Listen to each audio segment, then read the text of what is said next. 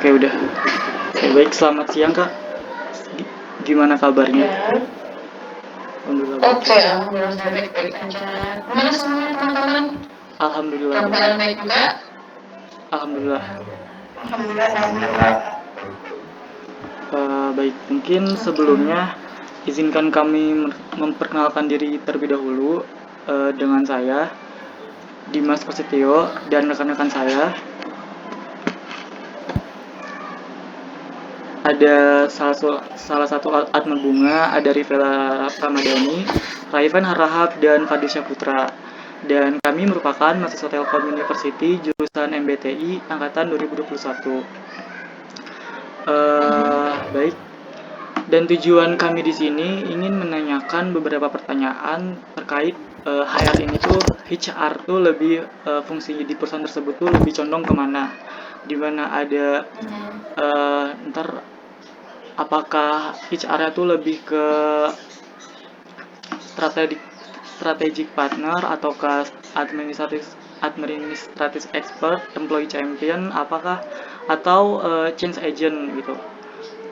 Dan pertanyaannya juga udah dikirimkan ya kepada kakak ya, beberapa pertanyaan. Dan mungkin sebelum memulai wawancara, dipersilakan untuk Kak Omi memperkenalkan diri dari nama, jabatan, departemen, ringkasan tugas utama, dan pengalaman bekerjanya. Baik, untuk waktu dan tempat tadi persilakan. Oke, selamat siang teman-teman semua ya. Perkenalkan, saya Omi. Saya saat ini bekerja sebagai HR staff di PT Credo Group. Sebelumnya saya bekerja juga tapi sebagai admin HR gitu. Dan saya udah menggeluti dunia ini kira-kira 3 tahun lebih. Mungkin singkat aja ya teman-teman ya. Itu kalau boleh tahu fungsinya lebih kemana ya Kak? Tadi tugas ringkasan utama dari HR staff ini tuh lebih kemana? Oke. Sejauh pengalaman saya ini, saya lebih banyak menangani tugas HR itu lebih ke bidang administratif dan personal karyawan. Kalau misalnya ke HR strategi sih belum, karena pengetahuan saya untuk HR strategi itu lebih banyak digunakan di perusahaan-perusahaan yang cenderung besar. Oke, mungkin terima kasih atas penjabaran sedikit informasinya. Dan mungkin kita akan menjelaskan sistematika wawancaranya. Jadi kan sebelumnya kan sudah diberikan beberapa pertanyaan ya kepada Kak Ovi. Jadi ntar akan beberapa pertanyaan yang akan ditanyakan oleh masing-masing dari kami dan bisa langsung dijawab juga gitu. Mungkin yang pertama bentar ya, saya potong dulu. Ini pertanyaan teman-teman kan lebih banyak ini ke HR sebagai partner strategi bisnisnya perusahaan. Jadi mohon maaf, mungkin untuk bagian itu saya nggak bakal bisa jawab karena saya sendiri belum pengalaman ya di bidang itu. Ntar kalau misalkan ada pertanyaan seperti itu, ntar langsung di skip aja, bilang itu aja ya, bisa di skip. Ya karena kan sebelumnya kami juga bingung waktu Kak atau Teh nih manggilnya Teh Omi bilang kalau misalkan khususnya kan lebih ke personal karyawan, itu tuh kami bingung ke personal karyawan itu lebih ke pribadi antara keluarga atau lebih mendalamnya, apakah personal itu lebih ke dalam perusahaannya gitu di perusahaan tersebut. Nah makanya oleh karena itu kami ingin melakukan wawancara lebih lanjut terkait fungsinya itu lebih cenderung kemana gitu, fungsi HR di dalam perusahaan ini gitu. Ya. Oke, mungkin yang pertama ini ada langsung aja ya Kak, bisa dimulai. Oke. Jadi yang pertama ada di sini ada HR membantu organisasi dalam mencapai tujuan bisnis. Apakah Anda sebagai HR mengetahui tujuan bisnis perusahaan dari Omi, silakan. Kalau tujuan perusahaan tentu saya juga tahu, dan itu pasti semua karyawan juga bakal diberitahu tujuannya apa. Jadi mana pertanyaannya? Berarti sudah tahu ya Kak? Sudah tahu. Oke, baik. Jika sudah mengetahuinya, apakah tujuan tersebut tuh juga disosialisasikan kepada karyawannya juga. Jadi dari HR ini memberitahukan juga kepada karyawannya, apakah karyawan tahu dari mana gitu. Oh ya, kita pun waktu merekrut karyawan juga pasti akan ngasih tahu ini tujuan ini perusahaan ini bergerak dari ini dan kita pasti tujuannya seperti ini. Ini saya pasti harus memberitahu dulu ke karyawan kita tentang tujuan perusahaannya seperti apa. Oke, baik. Kita sudah mengetahuinya aja. Oh, berarti sudah mengetahuinya sebelum ini ya? Sebelum mereka masuk, ya.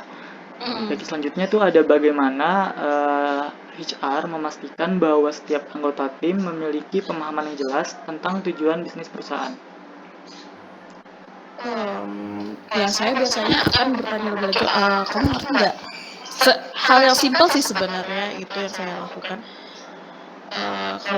Kalau untuk memastikannya apakah mereka paham atau enggak, itu nanti pas mereka bekerja kan kita bisa menilai apakah mereka paham nggak sama apa yang kita jelaskan sebelumnya, sesuai nggak apa yang mereka kerjakan dengan tujuan yang ingin dicapai sama perusahaan. Gitu. Baik. Nah, jika misalkan udah sesuai dengan tujuan perusahaan, apakah dari HR sendiri tuh ada evaluasi untuk karyawannya dalam mencapai tujuan bisnis tersebut gitu, untuk memastikan bahwa perusahaan tetap berada di jalur yang benar. Ada gak? Kalau untuk evaluasi ini ada, cuma itu lebih banyak kolaborasi sama atasan langsung sih. Kalau HR sendiri pasti ada, cuma kita langsung kolaborasi sama pimpinan karena perusahaan ini kan tidak terlalu besar ya, dan lingkup kerja HR pun tidak terlalu besar, jadi saya harus selalu koordinasi sama pimpinan langsung seperti itu untuk evaluasinya sendiri. Oh, baik. Oke, mungkin bisa dilanjut kepada rekan saya, Bunga. Kak, menarik pertanyaannya, itu tentang meningkatkan efisiensi operasional. Kalau pertama itu, apakah HR itu sudah melakukan identifikasi atau evaluasi terhadap efisiensi perusahaannya? Bentar saya baca dulu pertanyaannya ini.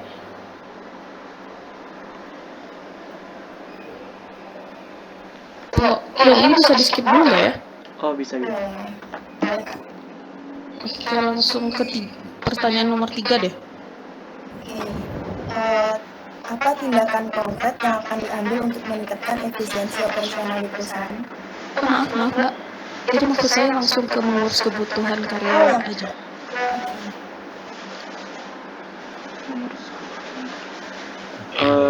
Mungkin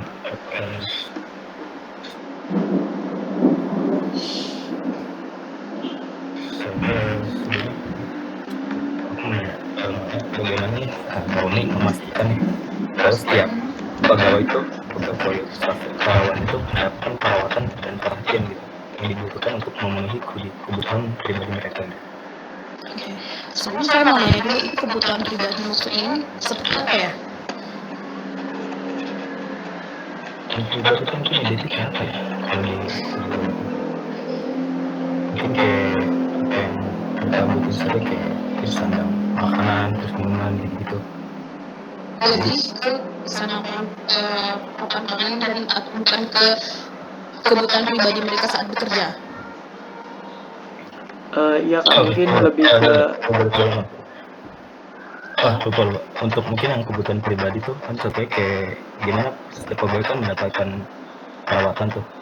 Nah, dari perawatan itu tuh mereka tuh tercukupi gitu nggak dari kebutuhan pribadi mereka? Kurang lebih kayak gitu maksudnya dari pertanyaannya gitu.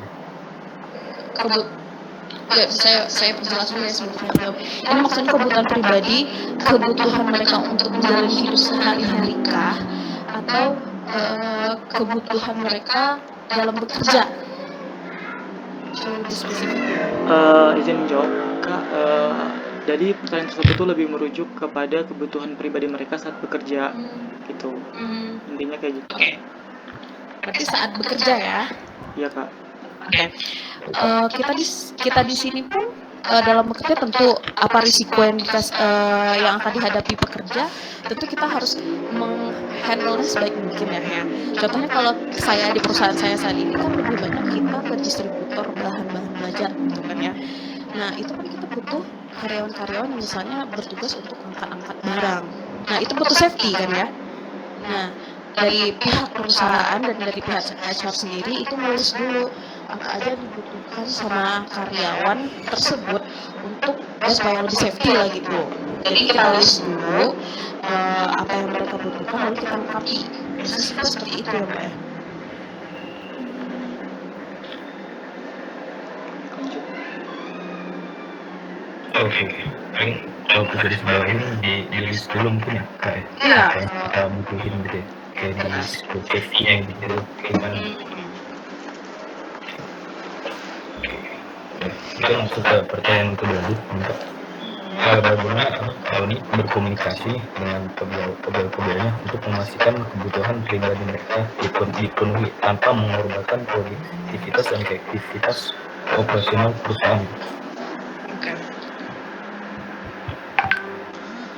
Kalau saya sih lebih sering membuka jalan ke teman-teman karyawan-karyawan sini untuk langsung komunikasi saya. Kalau misalnya ada apa-apa tolong dikomunikasikan ke saya karena fungsi HR sendiri kan itu sebagai jembatan kan ya antara perusahaan dengan karyawan sendiri. Tentu karyawan akan lebih banyak ngomong ke kita. Jadi semua keluh kesahnya itu saya akan tampung dulu. Nanti tetap saya akan harus diskusi dulu sama atasan untuk apakah permintaan dari karyawan ini bisa nggak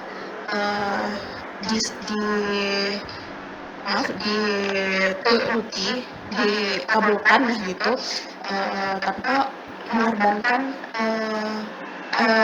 efektivitas operasional perusahaan karena untuk operasional sendiri kan saya juga nggak tahu ya karena bukan nggak dikasih wewenang juga soal itu jadi saya harus komunikasikan dulu tapi tetap dari karyawannya harus melapor dulu ke saya. Ini saya ngomongnya based dari pengalaman aja ya. Berarti kalau untuk memastikan dia kebutuhan pribadi tentang pengorbanan gitu kayak diskusi dulu lanjut gitu lah ya ke atasan biar nggak miskom gitu mungkin ya. Benar. Oke. Udah paling terus berharus dan terakhir Kak. Saya nggak ngelakuin jika ada konflik kepentingan pribadi nih antara kebutuhan pribadi pegawai dan kebutuhan operasional perusahaan gitu. Saya selalu di sini sama karyawan-karyawan lalu menekankan ke diskusi. Nah, setidaknya saya kalau memang ada konflik seperti ini saya minta gambaran dulu bagaimana kondisi operasional dari kantor sendiri ke pimpinan atau pihak-pihak yang terkait lah sama yang mengurusin ini. Nanti saya buka diskusi juga tetap dengan karyawan. Kalau misalnya di tingkat saya masih belum bisa dapat keputusan, saya akan lempar lagi ke atasan. Jadi saya lebih banyak jadi jembatan aja sih sebenarnya dalam melaksanakan tugas ini. Gitu. Oke. Iya kakak sendiri tuh lebih prefer yang ini apa tuh diskusi itu nanya-nanya ke atasannya gitu ya biar juga komunikasinya lebih jalan gitu daripada takutnya milih si pihak terus jadi salah gitu ya. Karena lebih baik itu dari kakak sendiri nanya ke atasan gitu ya. Kalau saya sih gini, pada dasarnya saya lebih suka dengerin kedua belah pihak dulu bagaimana keadaannya saya untuk hal yang tidak saya ketahui gitu kan kayak misal operasional itu kan saya kurang paham bagaimana jalannya gitu kan karena saya lebih fokus di sini ke personal karyawan gitu bagaimana operasional juga saya tidak kurang mengetahui lah gitu bagaimana detail sebenarnya jadi kalaupun ada hal yang selesai itu bentrok antara keinginan karyawan sama bagaimana operasionalnya perusahaan itu lebih baik saya bertanya dulu kepada orang yang lebih paham daripada ngambil keputusan langsung gitu. Oke. Nah, yang lebih expert gitu ya, yang udah di bidangnya gitu biar jelas punya kayak gitu. Iya. Oke. Lalu kalau dari aku cukup sih, mungkin boleh lanjut untuk pertanyaan keempat mungkin dari Reva dan Ginter. Selanjutnya Kak ada pertanyaan nomor 4. Beradaptasi dalam perubahan. Bagaimana cara Kakak KK menilai kebutuhan perusahaan untuk beradaptasi dengan perubahan ekonomi, industri, dan teknologi pada perusahaan. Tentulah kita di bidang ini, bidang HR, kita juga harus melek lah sama apa sih perubahan teknologi yang dipakai pada zaman ini, dan rasanya ada nggak sih dari apa yang dijalankan di kantor ini yang perlu rasanya upgrade, dan upgrade itu lebih efisien, mana nggak? Nah, jadi mungkin nanti saya lebih banyak kalau misalnya menemukan hal yang baru dan ketemu ternyata hal yang lama dikerjakan di kantor ini nggak efisien, itu nanti bakal lebih banyak diskusi ke atasan, diminta persetujuan lah. Berarti diskusi sangat itu ya Kak, sangat Menurut saya sih diskusi sangat penting ya. Iya. Selanjutnya ada strategi yang digunakan untuk memastikan bahwa proses perusahaan siap beradaptasi dengan perubahan yang dihadapi itu apa Kak? Strateginya. Itu jawabannya diskusi tadi juga ya Kak? Iya, saya lebih banyak ke diskusi sih, lebih banyak jawabannya. Selanjutnya, bagaimana Kakak memastikan bahwa karyawan siap beradaptasi dengan perubahan dan mempertahankan produktivitas mereka selama proses perubahan itu?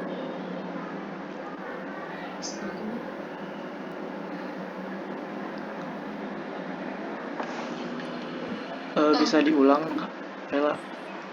Oh ya, bagaimana cara Kakak memastikan bahwa karyawan siap beradaptasi dengan perubahannya dan mempertahankan produktivitas mereka selama proses perubahan yang berlangsung?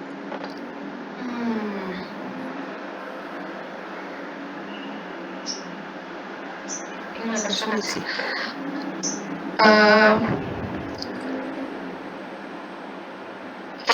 Kalau saya sih banyak sepengalaman saya sih, untuk memastikan apakah siap atau tidak, tentu adanya yang namanya uji coba ya Mbak ya. Nah, kalau misalnya rasanya itu dalam perubahan itu, perubahan yang kita tetapkan itu mengganggu efektivitas dan produktivitas dari karyawan, itu saya lebih milih mungkin akan kembali ke cara yang lama, karena produktivitas perusahaan itu lebih penting menurut saya. Oke Kak, makasih Kak jawabannya. Oke.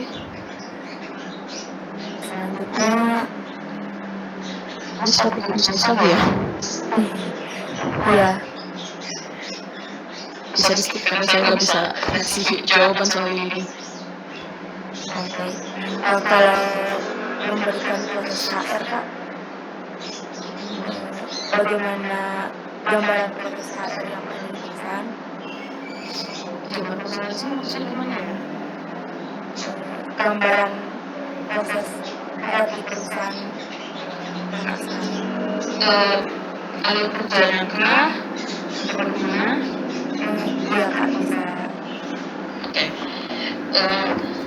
Sebenarnya ini di perusahaan saya sendiri untuk kerjanya HR itu sangat ya bisa dibilang terbatas lah, gitu. Karena tugas yang diberikan hanya sebatas bagaimana kamu mengelola karyawan, bagaimana kamu bisa nyaring karyawan yang terbaik, dan karyawan yang ada saat ini masih bisa fokus sama tujuan dan peraturan dari perusahaan. Jadi hanya sebatas itu. Jadi tugas HR yang saya kerjakan itu hanya sebatas rekrutmen dan pengendalian sama hubungan internasional, hubungan industrialnya aja. Baik Kak.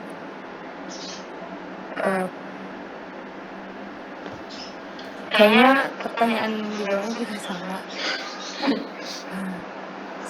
Selanjutnya mungkin bisa dibikin sama Dimas. Oke, baik, terima kasih Vela. Jadi selanjutnya itu ada bagian meningkatkan komitmen pegawai. Jadi ini di sini bagaimana sih HR dalam menganalisis atau mengukur tingkat komitmen karyawannya. Biasanya itu untuk komitmen itu kan berkaitan sama bagaimana kinerja mereka kan ya. Nah, dalam prakteknya seharusnya itu ada namanya KPI. Benar tidak? Nah, saya rasa itu karena di perusahaan saya juga tidak menerapkan KPI, jadi menurut saya itu emang KPI salah satu cara untuk kita bisa mengukur bagaimana komitmen bagaimana tingkat komitmen karyawan terhadap perusahaan. Berarti kalau dari HR sendiri itu lebih menggunakan alat KPI ya untuk Iya. menganalisisnya. Baik, jika demikian, bagaimana HR dapat membantu karyawan merasa terhubung dengan nilai dan tujuan perusahaannya? Kalau menurut saya untuk supaya bisa sesuai lah antara karyawan dengan nilai-nilai yang diterapkan di perusahaan, tentu kita perlu pengarahan ya. Pengarahan lah ya namanya ke karyawan bagaimana seharusnya kita bertindak.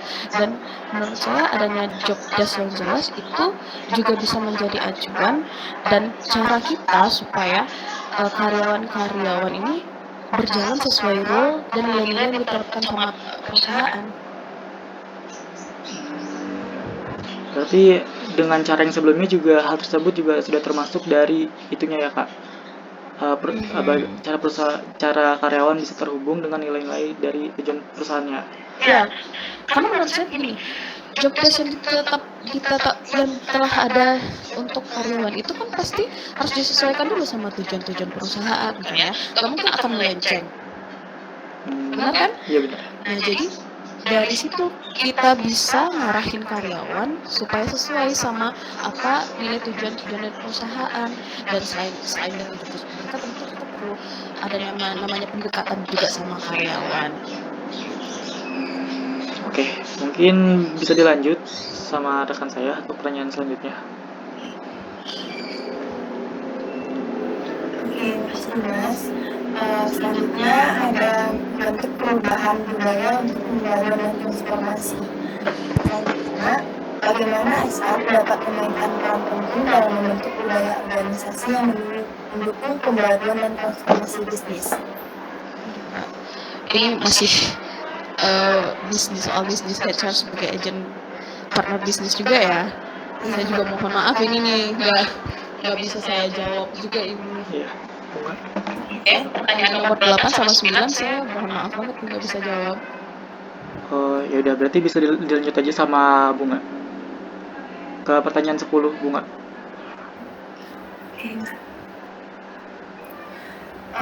Pertanyaan ke-10 ada proses HR diadministrasikan secara efisien. Yang pertama, apakah HR itu melaksanakan proses yang sudah diterapkan di perusahaan? Oh, kalau misalnya pelaksanaan sesuai dengan yang ditetapkan perusahaan tentu ada, cuma saya juga melakukan beberapa pembaharuan juga. Selanjutnya, apakah proses HR itu sudah merujuk pada aturan yang berlaku? Tentu harus sesuai dengan aturan yang berlaku. Selanjutnya, bagaimana HR itu memastikan bahwa proses rekrutmen dan seleksi karyawan dilakukan dengan efisien dan efektif? Oke. Untuk rekrutmen sendiri tentu kita harus kalau saya lebih suka bikin rencana dulu.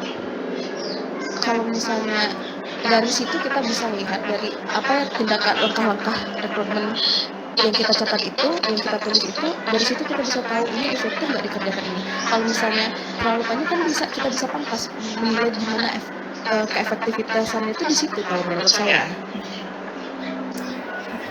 Selanjutnya, bagaimana HR itu dapat memastikan bahwa proses penilaian kinerja dilakukan dengan efisien dan akurat? Soal penilaian kerja ya. Kalau saya untuk menilai kerja karyawan itu saya lebih banyak juga berdiskusi sama ke atasan mereka. Kan setiap bidang departemen itu punya ketua atau kepalanya. Ya. Nah, nanti dari situ kita juga terjun langsung melihat, tapi kita juga lebih banyak komunikasi juga sama atasannya. Dari situ kita lihat kinerjanya bagaimana penilaian atasannya sendiri, dan kita lihat itu secara langsung. Selanjutnya, bagaimana HR itu dapat memastikan bahwa proses pelatihan dan pengembangan karyawan itu dilakukan dengan efisien dan efektif? Untuk bagian pelatihan, saya mohon maaf juga belum bisa berjawaban ke teman-teman sendiri ya. Selanjutnya, bagaimana SR itu dapat memastikan bahwa administrasi gaji dan tunjangan karyawan dilakukan dengan efisien dan akurat. Oke. Untuk payroll berarti ya.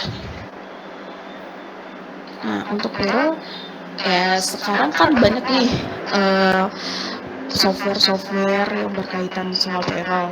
Penggunaan itu saya rasa itu sangat efisien sekali karena memudahkan kerja HR lah untuk ngitungin gaji atau pesangon dan segala macamnya. Selanjutnya itu bagaimana SR dapat memastikan bahwa proses manajemen absensi dan cuti karyawan dilakukan dengan efisien dan efektif. Nah, sama seperti jawaban untuk payroll tadi, software HR sekarang itu kan banyak tuh yang lagi berkembang dan banyak juga yang langsung akumulasiin antara absen dengan cuti karyawan serta untuk tunjangannya segala macam. Jadi itu sangat-sangat memudahkan kerja HR. Selanjutnya dilanjutkan di Mas. Oke, baik, terima kasih Bunga. Baik, saya lanjut ya Kak. Jadi selanjutnya itu ada bagian policy and program HR dalam memperhatikan kebutuhan pribadi pegawai. Jadi itu yang pertama ada bagaimana sih perusahaan memastikan bahwa program HR dan kebijakan dapat memenuhi kebutuhan pribadi pegawai. Coba. Ini lebih ke pribadi karyawan ya. Ya, Untuk pribadi. urusan lapangan kita karena saya sendiri di bagian HR di sini, saya dan pimpinan juga buka namanya program pinjaman karyawan. Nah, itu nanti bagi karyawan-karyawan yang merasa butuh, itu langsung akan kasih tahu ke kita kalau mereka butuh untuk apa kebutuhan lain mereka lah di luar pekerjaan misalnya. Nah, itu tapi kan untuk pinjaman ini semua orang butuh gitu kan ya. Tapi nggak semuanya bisa kita kasih karena kita juga punya prioritas. Yang pertama tentu harus disesuaikan juga sama keuangan perusahaan. Nggak semuanya kita harus bisa memenuhi kebutuhan karyawan itu. Jadi harus diseleksi juga lah. Baik, berarti melewati itu ya peminjaman karyawan tersebut ya. Ya, sejauh ini kita cuma baru punya program itu untuk pemenuhan kebutuhan karyawan. Kalau misalkan sifatnya ini pribadi ya. Ya. Kalau misalkan seperti itu ada gak sih Kak kayak kebijakan yang harus disesuaikan dengan kebutuhan pribadi karyawan tersebut gitu? Mungkin kayak kebijakan apa ya? Pokoknya kebijakan yang harus disesuaikan oleh karyawan tersebut gitu. Kebijakan kayak gimana? Mungkin syarat atau peraturannya gitu Kak. Oke. Kalau syarat sih secara tertulis sih kita nggak ada menetapkan karena ya kembali ke prinsip gitu sih, kita masih tolong karyawan kita lah. Salah satu bentuk menyejahterakan karyawan kita adalah kita juga menolong ini untuk kebutuhan pribadi mereka. Cuma untuk ketika peminjaman itu rasanya jumlah orang yang minjem itu rasanya terlalu over, yang nggak bisa nih sesuai sama kebutuhan itu kita perusahaan kita, itu kita menetapkan syarat yang lebih prioritas. Misalnya beberapa orang yang tujuan pinjaman yang lebih urgent itu yang kita dulukan. Baik, berarti hal tersebut juga disesuaikan dengan kondisi antara karyawan dengan perusahaannya juga ya, melalui agen mana sih yang lebih penting gitu.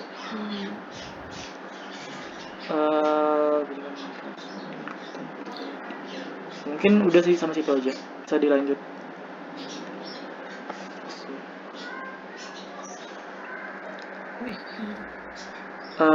Bisa dilanjut kepada Rivela. Baik Dimas, terima kasih. Selanjutnya Kak, proses dan program HR untuk meningkatkan kemampuan organisasi. Pertama, bagaimana HR dapat merancang dan mengimplementasikan program pelatihan dan pengembangan karyawan yang mendukung perubahan organisasi. Ini sangat jarang sih dilakukan di perusahaan saya. Paling kalau misalnya ada terjadi perubahan, Ini pertanyaan nomor 12 kan ya? Iya. Iya Kak. Oke. Untuk pelatihan sebenarnya di sini sangat jarang dilakukan. Tapi ada satu ketika kita butuh yang namanya perubahan. Itu kita biasanya langsung manggil orang untuk melatih karyawan kita. Jadi lebih banyak seperti itu sih, yang expert kita panggil untuk melatih karyawan kita. Nanti setelah itu beberapa hari itu kayak dipantau. Habis itu kalau misalnya katanya expert oke, langsung kita lepas sendiri.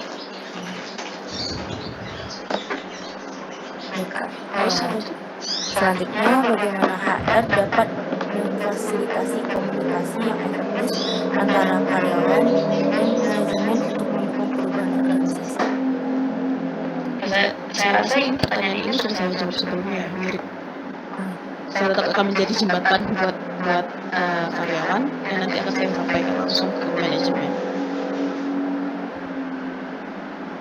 Baik Kak.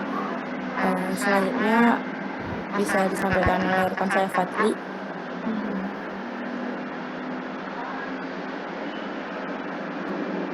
Baik Kak, izin bertanya. Kamu itu pertanyaan saya itu soal efektivitas HR diukur dari kemampuannya dalam membantu mewujudkan terlaksananya strategi. Strategi apa nih? Jadi tujuan strategi bisnis kayaknya sih Kak. Bisa di skip nggak teman-teman ini? Baik Kak, jadi bisa dilanjutkan oleh Rika lagi ya. Baik Kak, selanjutnya ada bagaimana Anda berkolaborasi dengan departemen lain di perusahaan untuk meningkatkan efisiensi dan aktivitas produk HR. Oke. Ini mungkin lebih menyangkut ke bagaimana penilaian kinerja karyawan ya, yang bakal saya jawab. Jadi seperti yang saya bilang bicarakan tadi ke teman-teman, kalau untuk memastikan bagaimana proses HR dan dalam bidang ini saya bilangnya soal penilaian kinerja karyawan, itu lebih banyak saya berdiskusi dan bertanya ke kepala-kepala departemen lainnya. Jadi kan kepala itu kan lebih banyak terjun langsung atau berkomunikasi langsung sama karyawan nih. Jadi sedikit banyak pun mereka akan lebih tahu bagaimana kinerja dari karyawan-karyawan kita kan. Jadi dari situ kita bisa lihat bagaimana tingkat kinerja dari karyawan-karyawan, sembari kita juga lihat bagaimana melihat langsung ke lapangan, ataukah kita juga lihat kedisiplinannya. Jadi di situ kita bisa lihat dari nilai bagaimana kinerja dari karyawan tersebut. Oke Kak, terima kasih. Selanjutnya, bagaimana Kakak menangani masalah absensi dan kinerja karyawan di perusahaan secara efisien? Maaf, ini bisa diperjelas nggak, maksudnya menangani masalah absensi ini bagaimana? Kayaknya kehadiran.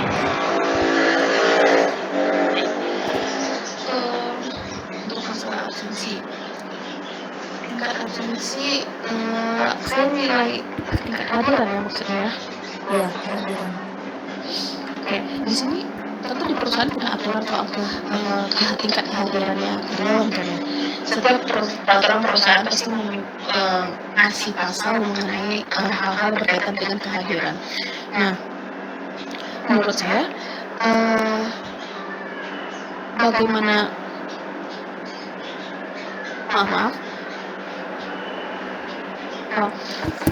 untuk misalnya nih kan karyawan banyak yang nggak sesuai nih sama aturan, datangnya bolos atau nggak ambil absen, itu kita kan punya aturan. Nah, saya sih biasanya berjalan berdasarkan rules yang ada. Kalau misalnya nggak sesuai aturan, misalnya keterlambatan mereka terlalu banyak, itu langsung saya kasih sanksi. Dan sejauh ini cara itu cukup efektif dilaksanakan. Misalnya saya bilang dulu di sini parah banget dulu, karyawan datang sesuka hati, setelah diterapkan sanksi dan kita lebih upgrade lagi, lebih kasih efek jerah, itu jauh lebih lebih baik sekarang.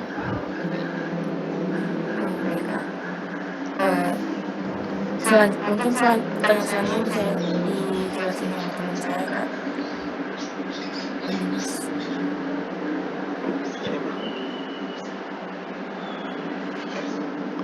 Oke, baik. Selanjutnya ada bagian membantu pegawai memenuhi kebutuhan pribadi. Ya kan? Ini bukannya udah ya tadi ya?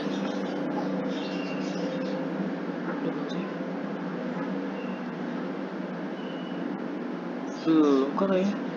Tadi kan lebih ke Udah, bukannya udah ya yang soal program HR. berarti sama ya. Ya udah. Pribadi. Kalau gitu di skip aja. Langsung ke pertanyaan 16. Silakan Bu. 16 masih, maaf, jadi yang 16 masih di bidang bisnis ya? Iya. Di skip aja ya, Kak. 17 juga sepertinya ya.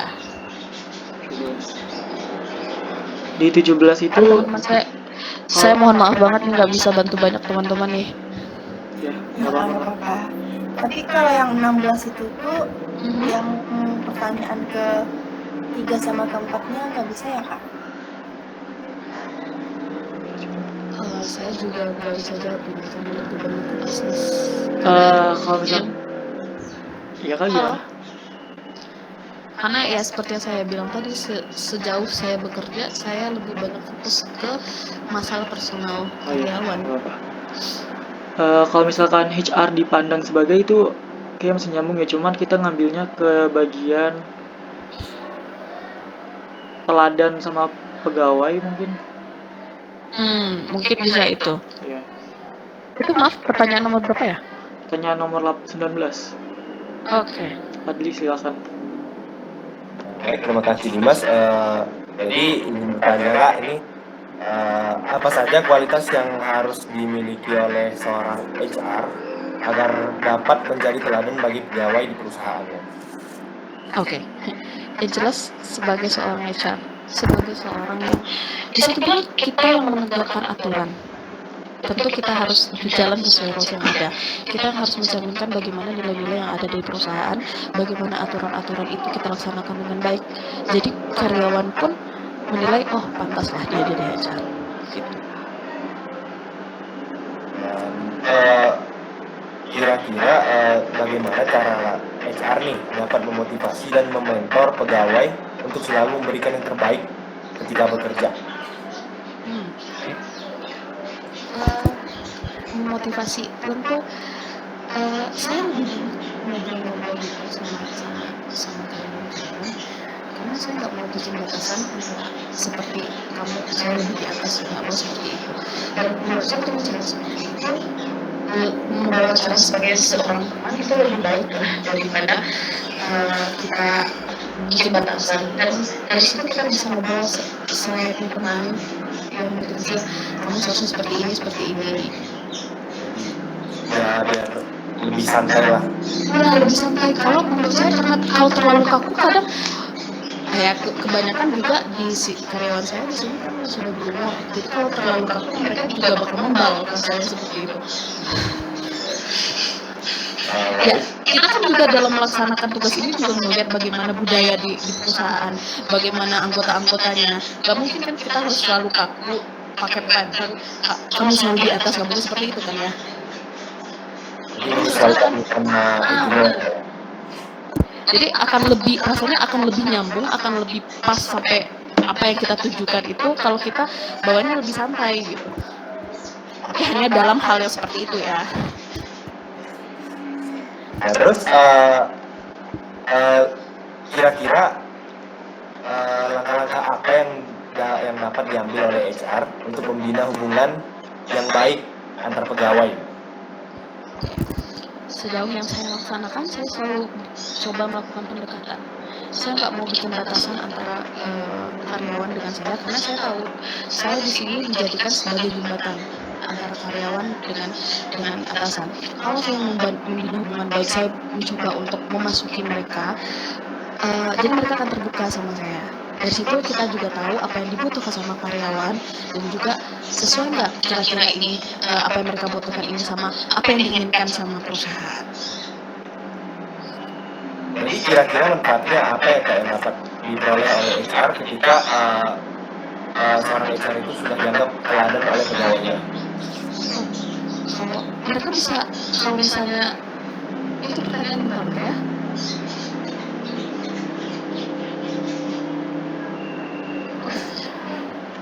Kalau mereka sudah anggap HR adalah teladan, mereka bisa jadikan itu sebagai peta, sebagai acuan mereka harus bertindak seperti apa di perusahaan ini.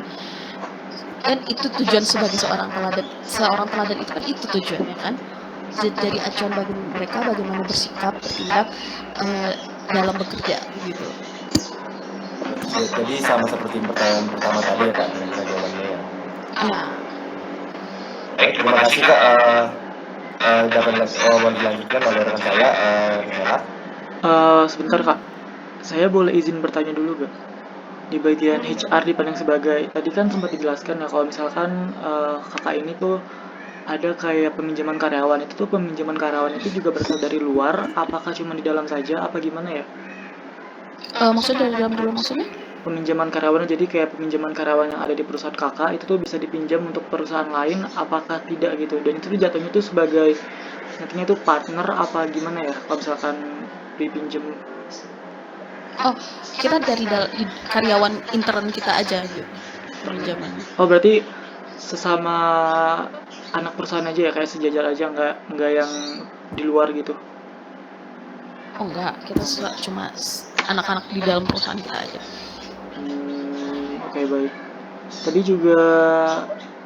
kan juga ada ya sempat disinggung kalau misalkan di kakak ini kan di bagian absensi itu kan tadi kayak berdampak kan, yang sebelumnya tuh karyawan agak keluaran atau masuk ke sembarangan, datangnya nggak tepat waktu segala macam, tapi dilakukannya tadi inovasi yang disebutkan itu berdampak kepada perusahaannya gitu, jadi karyawannya akan lebih disiplin atau tertib segala macam, dan itu tuh termasuk ke agen perubahan gak sih Kak? Oh, bisa bilang iya gitu. Ya. Jika tersebut tuh gimana ya? Bagaimana sih HR dapat memainkan peran sebagai agen perubahan dalam mempromosikan budaya kerja inklusif dan beragam di perusahaan? Gitu. Berarti ini gimana mengubah budaya kerja yang biasanya ada ya? Ya, seperti itu. Nah, kalau yang saya lakukan selama ini, saya selalu pertama memperhatikan bagaimana kebiasaan yang ada. Nah, dari situ diperhatikan kita tentu berpikir efektif kerja seperti ini. Nah, dan kita juga harus saya sendiri sih suka berdiskusi sama sesama si HR ya. Nah, dari situ kan kita dapat informasi bagaimana perubahan sebaiknya seperti apa, ide-ide yang baru lah. Nanti kalau menurut saya itu bisa diterapkan di sini, ya saya coba terapkan. Bagaimana nanti untuk memastikan apakah perubahan ini dapat diterima, karena tentu harus dipraktikkan terlebih dahulu kan ya Mas ya. Namun kalau misalnya masih bentrok, misalnya mereka tidak bisa diterima, ya pelan-pelan kita kasih tahu lah. Ini lebih baik seperti ini loh. Kalau kamu bertahan seperti ini, konsekuensinya bakal seperti ini. Enggak, kita ngasih motivasinya itu nggak cuma dilihat dari sudut pandang yang menguntungkan perusahaan aja, tapi juga yang ada untungnya juga lah sama si karyawan sendiri. Oke, baik. Mungkin bisa dilanjut ya Kak. Terima kasih jawabannya. Ini bagian selanjutnya ada HR menggunakan waktunya. Di bagian isu strategis itu bisa Kak? Kayak beda ya? Ya, 2122 sepertinya lebih itu ya, lebih ke bisnis ya. Lebih ke bisnis. 23 tadi, kalau 23 bisa? 23 oke boleh. Oke, boleh. Oke, silakan Fadli. Baik, untuk dari saya itu kira-kira karena tadi kakak bilang lebih senang berdiskusi ya sama pegawai-pegawai ya untuk menyelesaikan suatu masalah mungkin. Itu kira-kira HR itu sering meluangkan waktunya nggak buat mendengarkan atau merespon keluhan dari pegawai mungkin? Kalau saya sendiri sih sering saya ya diskusi sama karyawan saya. Karena gini, sejauh yang saya lihat dan yang saya alami, mereka jadi karyawan-karyawan ini lebih sering lebih terbuka sama kita kalau kita memasuki mereka sebagai teman gitu, bukan sebagai atasan. Dan sejauh ini dengan cara seperti itu mereka lebih terbuka, jadi saya lebih tahu bagaimana apa yang mereka hadapi di lapangan. Jadi kita jadi lebih paham juga apa yang sebenarnya mereka alami gitu ya. Benar.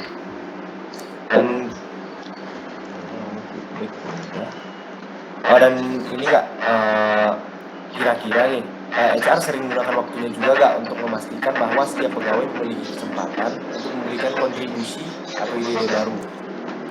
Sering saya lakukan itu.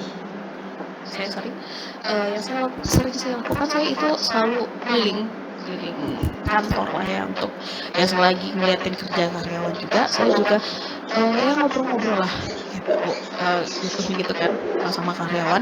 Nah di situ mereka selalu ngasih ada beberapa kali mereka itu ngomong, ini kalau bagusnya seperti ini loh, kinerja cara yang baik begini loh.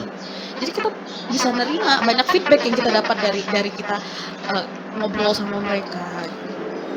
Bisa berpikiran lah ya. Benar. Oh, baik, terima kasih kak. Selanjutnya bisa dilanjutkan oleh Bella.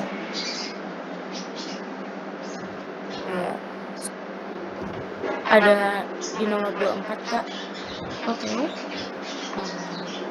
Bagaimana HR memiliki perilaku baru untuk membuat perusahaan kompetitif?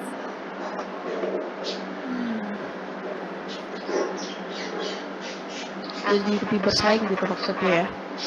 Iya. Apapun hal yang menurut saya itu dapat memajukan nilai kompetitif. Apapun hal yang menurut saya ide ataupun hal-hal yang bisa bikin karyawan itu lebih baik, itu saya dukung. Karena kalau misalnya jiwa semangat dari karyawan itu bagus, tentu nilai-nilai perusahaan akan nilai yang ingin dituju sama perusahaan itu akan lebih tercapai, dan kualitas dari perusahaan kan dinilai lebih baik kan. Jadi mungkin itu akan lebih saya dukung, dan itu nanti akan saya disampaikan ke pimpinan untuk bisa diterapkan jadi lebih baik.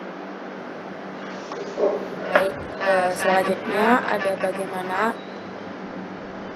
HR mengembangkan perilaku baru tersebut.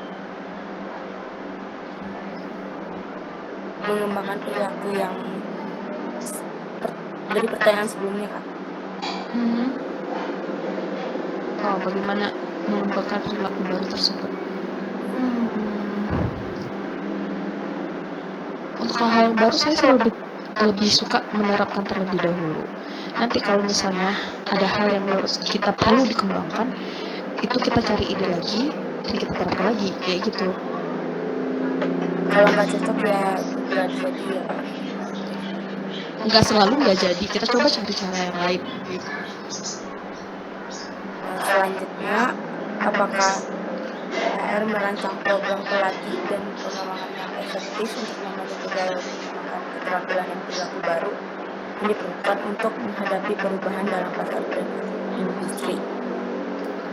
Untuk perancangan mungkin di setiap HR seharusnya ada ya. Setiap perusahaan pasti punya. Setiap departemen HR seharusnya itu punya perancangan kegiatan dan program keuangan diikuti. Cuma di saya sih itu sangat jarang.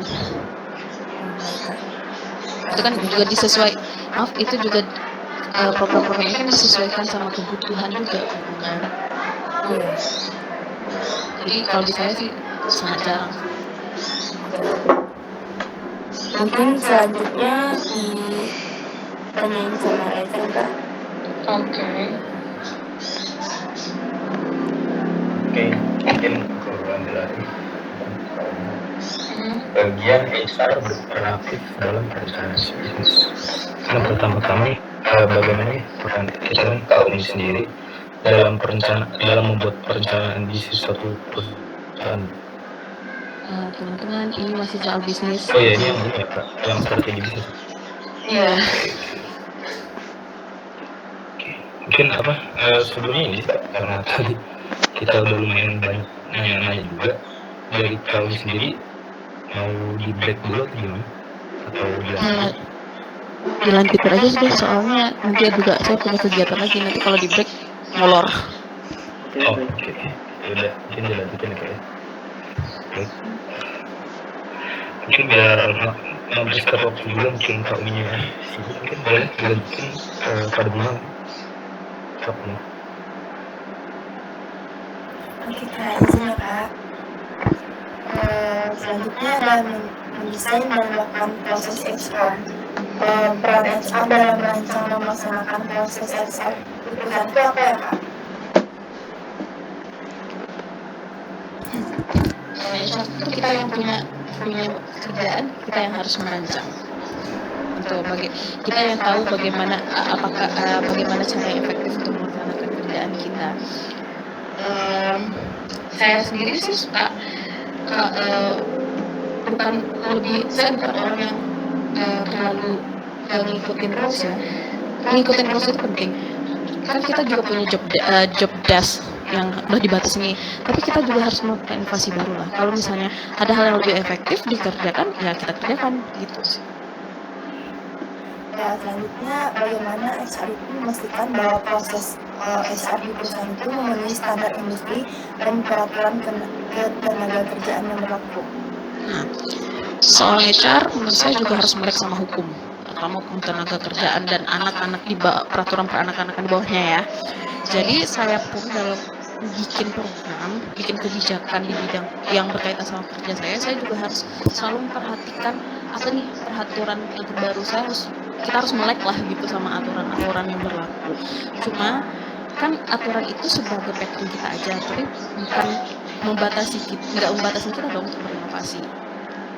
Tapi ini tetap dalam track yang diatur sama pemerintah berdasarkan undang-undang. Dengan peraturan yang berlaku. Selanjutnya bagaimana HR itu memastikan bahwa proses rekrutmen dan seleksi karyawan ini udah tadi Kak? Udah. Kayaknya yang berikutnya udah ya. Udah. Oke, bisa dilanjutkan lagi dulu Mas. Oke, baik. Dilanjut lagi. Selanjutnya itu ada HR mendengarkan dan merespon pegawai. Udah ya? Udah aja kayaknya Oke, ini masih sama ya. mirip-mirip. Masih Yang bisa 28 dilanjut. juga masih mirip-mirip. 28 juga. 29. Ini 30 bisa ini. 30 ya. Oke, boleh di Rivela. Sok ditanya. Oke, tadi. Kita selanjutnya ada cara monitor proses Administrasi ini berkaitan sama dokumen-dokumen HR ya. Karena saya bekerja sendiri,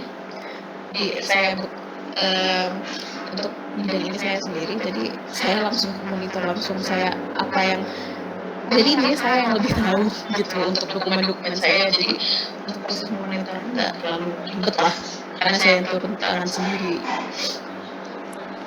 Baik, selanjutnya apa manfaat dari memproses dokumen dan transaksi secara efisien bagi sebuah organisasi? Ini udah nggak itu lagi ya, beda lagi ya pertanyaannya. Mau di skip aja Kak? Di skip ya. Selanjutnya apa saja proses yang diperlukan untuk memproses dokumen dan transaksi secara efisien? Proses yang diperlukan untuk memproses dokumen dan transaksi secara lebih efisien. Nah, kalau di bidang itu sendiri, seperti yang saya bilang tadi, untuk dokumen proses administrasi HR akan sangat-sangat membantu itu dengan software yang tadi ya saya bilang itu. Jadi hanya dengan satu aplikasi kita pendokumentasian apa yang kita butuhkan di bidang HR itu semua udah include di situ. Jadi kita nggak bakal ribet. Itu start ya aplikasi HR itu. Jadi itu sangat-sangat membantu. Jadi pakai aplikasi juga ya Kak? Iya. Baik. Selanjutnya bagaimana teknologi dapat membantu dalam memproses dokumen dan transaksi secara efisien? Itu sudah dijawab juga tadi secara tidak langsung. Ini aplikasi ya Pak? Iya, Tadi ya, Pak?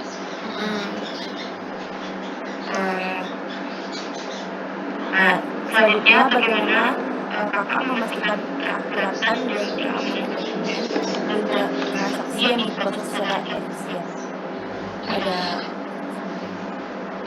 Kalau saya sih suka bikin double copy gitu deh. Semua transaksi yang ada di aplikasi itu kan sebenarnya kita bisa download kan ya. Nah, itu selalu saya download, saya bikin double copy. Jadi suatu waktu ketika aplikasi error kita masih punya pegangan nih buat kita sendiri. Dan namanya dokumen HR, suatu waktu itu sangat penting. Baik. Itu sih menurut saya cara untuk menurunkan resiko kita hilang dokumen HR kita atau sebagainya macamnya. Jaga-jaga ya Kak. Ya. Baik, selanjutnya apa risiko yang terkait dengan memproses dokumen dan transaksi secara tidak efisien?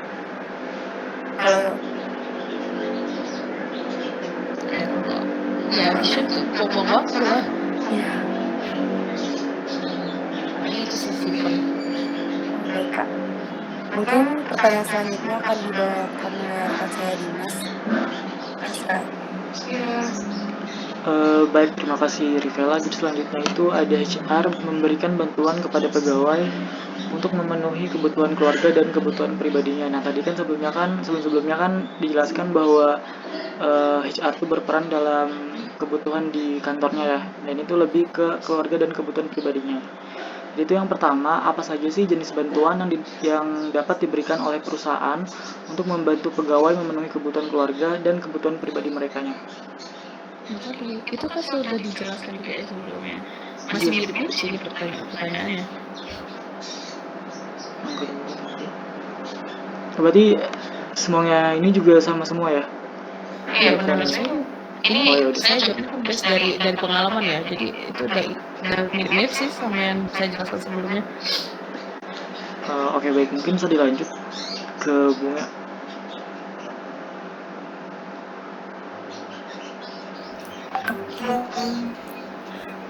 Selanjutnya membentuk tingkah laku dalam perubahan organisasi. Yang pertama itu mengapa perubahan organisasi itu memerlukan pembentukan tingkah laku baru Kak?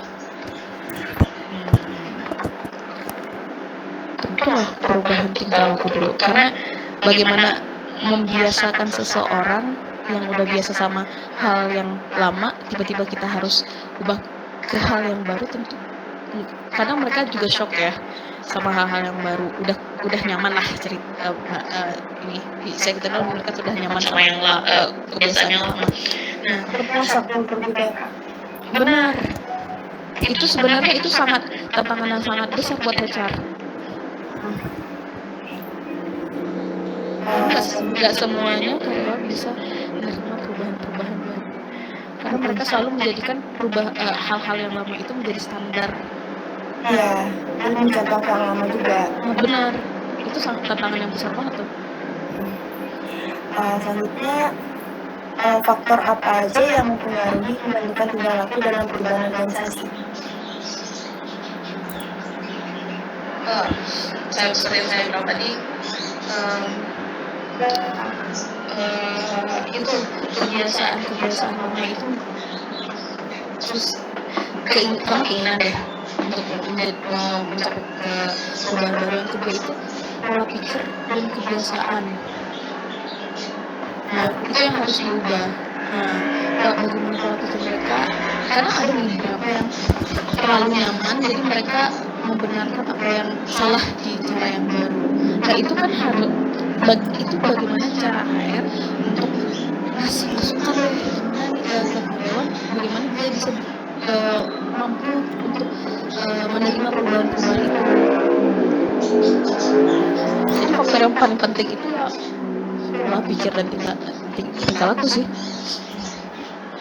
Karena memberi masukan itu agak susah juga ya Kak. Nggak semuanya bisa orang mau Bisa menerima itu. benar. Selanjutnya, bagaimana perusahaan itu dapat memastikan bahwa pegawai mereka memahami perubahan yang terjadi dan siap mengikuti langkah tingkah laku baru itu.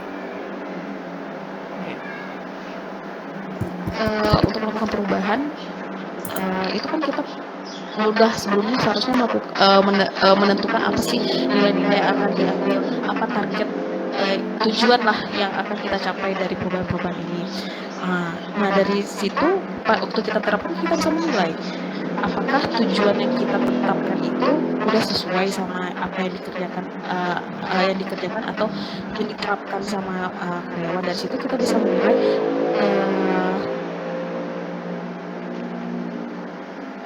di situ kita bisa menilai apakah karyawan siap sama perubahan-perubahan itu.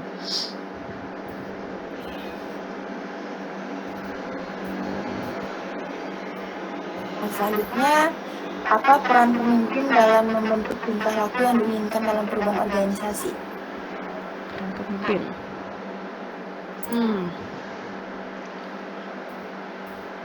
Bentar, teman-teman. Ini pertanyaan terakhir ini udah bisa langsung dijawab ya sama pernyataan yang sebelumnya. Oh iya bisa. Yang terakhir, Bagaimana cara mengukur efektivitas? ya, Oke. Peran pemimpin di sini ya itu pengarah sih menurut saya sebagai pemimpin. lebih mengarahkan ya Kak. Mhm. Oke. Terima kasih Kak. Selanjutnya dari Ya itu mau di skip ya teman-teman ya.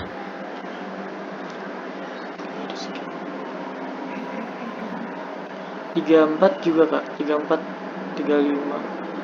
34 kayaknya itu udah bisa dijawab sama pertanyaan sebelumnya deh. 35 juga ya? Iya. 35. 36 juga sepertinya. 37 kredibilitas. Kayaknya skip deh. Skip semua. Ini banyak pertanyaannya mirip-mirip ya. Iya, karena emang dari pertanyaan itu tuh ntar ditentuin gitu loh nilai-nilainya. Makanya begitu agak sama maksudnya lebih mengarah ke 39 situ. juga lebih di skip juga nih mirip. 38 ya, 39 juga. 40 juga. Berarti Ini teman udah ya? Iya Kak. Gimana? lanjut aja dulu. Silahkan lanjut dulu. Ya berarti ini udah sampai sini aja ya? Videonya. Kayaknya seperti itu. Ini teman-teman cuma ada wawancara yang lain kan? Enggak sih, cuma satu aja kita. Oh, nggak ada bikin pembanding gitu ya? Nggak ada, cuma satu aja. Ya jadi udah cukup satu aja sih. Di video. Saran saya sih mending teman-teman cari pembanding deh. Jadi datanya lebih akurat. Karena saya juga nggak bisa bantu kan soal yang strategi bisnis. Iya. Kasian juga. Sebenarnya sih nggak masalah, tapi kalau misalkan kita udah tahu fungsi HR itu lebih kemana, kita udah dapet sih sampai situ aja juga, ya nggak apa-apa. Soalnya kan agak lumayan susah Kak, lumayan juga kalau apa ya ngontakin itunya ya, kita udah nyoba-nyoba juga, ya gitu deh akhirnya gitu. Mungkin udah sampai sini aja sesi wawancaranya. Udah sejam juga kita di sini dan udah mau zuhur juga. Terima kasih Kak atas waktunya. Dan Asar maaf. Asar bukan zuhur. oh iya. Iya, asar ya. Mohon maaf kalau misalkan kita masih banyak salah atau segala dan lain halnya. Dan ya nanti kami boleh minta alamat kakak gak buat ngirim sesuatu gitu. Boleh. Boleh. Ntar dikirim lewat temennya Bunga aja. Oh boleh. Ya. Boleh. Ya. Ini kalau komunikasi ini biasanya sama siapa? Kalau kita sendiri tuh dari temannya Bunga yang ada di Padang. Dia tuh ibunya itu katanya gimana Bunga, coba Bimbingan kamu saya. Iya, kayak gitu. Ya udah, boleh. Ntar kalau nggak boleh aja Kak. Dan mungkin udah selesai. Terima kasih dan